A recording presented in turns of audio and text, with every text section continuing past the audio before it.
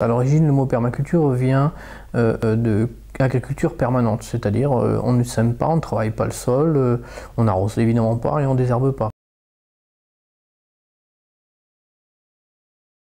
On a des manguiers qui portent la deuxième année, des groseilliers l'année suivante, mais sinon c'est 3-4 ans minimum. Dans 10 ans, on aura vraiment 60-70% des rendements, quoi, en moyenne.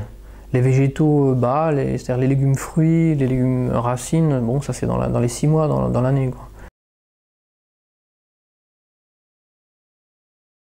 Il faut savoir que pour alimenter une famille, il faut 400 à 500 mètres carrés.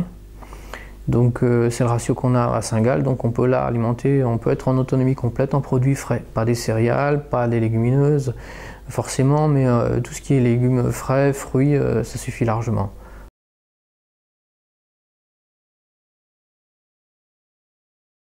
Il y a un chaînage complet entre tous les acteurs, les voisins, les associations, les jardins individuels, les jardins communs, le compostage et probablement même le bois du coupe farmer qui est un bois qui regroupe, on pourrait dire un arboretum, puisque il regroupe des arbres magnifiques très très grands.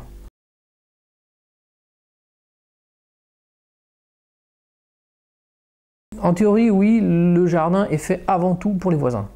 C'est pas du tout fait pour les gens qui viennent de l'autre côté de la ville de Strasbourg, mais on n'a aucune raison de ne pas les accepter, les gens qui viennent d'ailleurs.